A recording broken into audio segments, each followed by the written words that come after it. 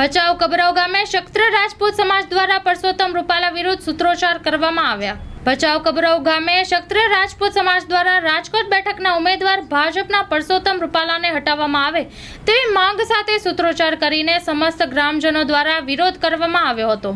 ક્ષત્રિય સમાજ માંગ કરી રહ્યા છે કે જ્યાં સુધી પરસોત્તમભાઈ રૂપાલાની ટિકિટ રદ ન થાય ત્યાં સુધી ભાજપના પ્રચારકો તથા આગેવાનોએ ગ્રામમાં પ્રચાર માટે આવવું નહીં અને ક્ષત્રિય સમાજ ભાજપનો બહિષ્કાર કરે છે। પરસોત્તમ રૂપાલે જે ક્ષત્રિય સમાજ વિશે અભદ્ર ટિપ્પણી કરી છે તેના વિશે કબરાવ ક્ષત્રિય સમાજ તથા ગ્રામજનો દ્વારા રોષ છે અને જ્યાં લગી પરસોત્તમ રૂપાલાની ટિકિટ રદ કરવામાં નહીં આવે ત્યાં લગી કબરાવ ગામના ક્ષત્રિય સમાજ દ્વારા સમસ્ત ક્ષત્રિયો દ્વારા પરસોત્તમ રૂપાલાના પ્રચારકો ભાજપના પ્રચારકોને ગામનો પ્રચાર કરવા માટે બહિષ્કાર કરવામાં આવે છે। એ આગામી 14 તારીખના સંકલન સમિતિ તથા સમગ્ર ક્ષત્રિય સમાજ દ્વારા 14 તારીખના પ્રોગ્રામ રાજકોટ ખાતે રાખેલ છે।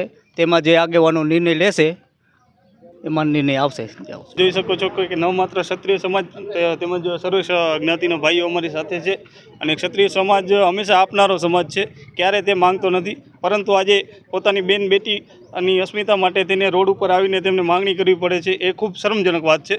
અને આજે કબરાવ ગ્રામજનો દ્વારા પોસ્ટર મારવામાં આવ્યું છે। આગામી સમયમાં જો આના રૂપાલાની ટિકિટ રદ નહીં કરવામાં આવે તો ઉગ્રને વધુ ઉગ્ર આંદોલન કરવામાં આવશે। સમગ્ર કચ્છમાં આવેદનપત્રો આપવામાં આવી રહ્યા છે। આજે પણ ભચાઉમાં આવેદનપત્ર આપવામાં આવ્યું। કણીસેના રાજપૂત ક્ષત્રિય સભા યુવા સભા દ્વારા આવેદનપત્ર આપવામાં આવ્યું, મોટી સંખ્યામાં ઉપસ્થિત રહ્યા। તેમજ આજે કબરાવમાં પણ અમે પોસ્ટર લગાવીને ભાજપનો વિરોધ કરી રહ્યા છીએ। એ સંકલન સમિતિ દ્વારા જે નિર્ણય લેવામાં આવશે તેને અમે શિરોમાન્ય રાખી અને તેમની સાથે આગળ વધીશું।